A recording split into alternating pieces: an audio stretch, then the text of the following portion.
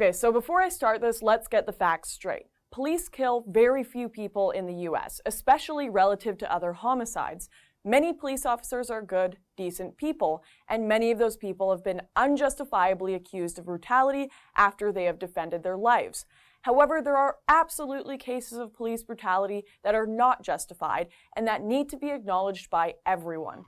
Just a few days ago, a body cam was released of an incident from November 3rd, 2015, where police in the city of Marksville, Louisiana, pursued a man fleeing in an SUV. The man, Christopher Few, had pulled to the side of the road, had his hands out of the vehicle, and was begging for his life. Yet police fired at him anyway. His 6-year-old autistic son was killed. Few had no weapons in the car. The police admitted they didn't know whether he was armed or not, or if he had a child in the car. In the body cam video, you can clearly see that Few was not being threatening in any way. The 2 cops who shot Few are currently being charged with second-degree murder and second-degree attempted murder.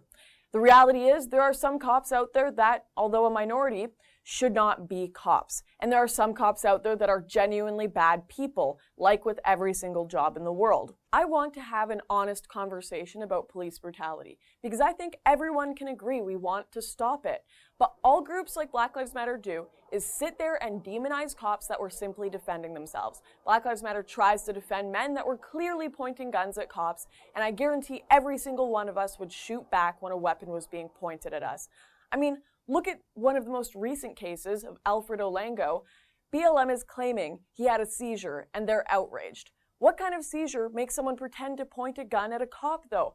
I sure as hell would shoot in that situation, and I think that everyone out rioting and protesting would too. It is extremely scary to be a police officer. You don't know who has a gun in their car. You don't know who has a gun in their pocket. It's hard to watch some of these videos, but I think it is so important for people to understand what kind of job policing really is. This is what some cops lose their lives to. So maybe, yes, if you've asked someone to put their hands up 10 times and instead they reach under their car seat, maybe you do shoot because you've seen your friends and buddies die in similar situations. Maybe you do shoot when a man runs at you and is reaching for something in his pants. It is horrifying to be in that sort of situation. What you don't do is shoot innocent people who have their hands up in the air and are begging for mercy. And that does happen.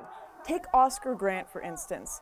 That looked like an execution, and sure, the cop said he thought the gun was a taser, but that is not a mistake you are allowed to make. And you know what? The law would agree with me that this was a messed up case, because that police officer involved was charged and convicted of manslaughter. Then there is the case of Christopher Harris from 2009. Harris was just walking down the street, and Sheriff Deputy Matthew Paul rushed at him and threw him into a wall after mistaking him for a robbery suspect. He put Christopher into a coma, and Chris eventually died of his injuries. Yet the police department never charged the cop who did this, and he continued policing. These are the cases we should be focusing on. These are the men that should not be cops. This man who pushed Christopher into the wall had a record of using too much force. He didn't have the temperament to be a cop. Donald Trump the other day said, yes, we absolutely respect our law enforcement, but maybe we shouldn't hire people who can't handle the job. They shouldn't hire people who panic and make rash decisions. Everyone, including police officers, want good cops to be in their force and not people who can't handle pressure or are abusive with power. If we want these changes to be made, this means we need to pick and choose battles wisely. No one will take you seriously if you demean, berate, and slander men in blue who were fighting for their lives and to save others. Everyone can agree to fight against cops who shoot people with their hands up that obey all the rules being given. Everyone can agree to have stronger testing for cops' abilities under pressure. Everyone can agree to this reform. But we won't see real change if you let the race baiting continue and the hatred of cops continue.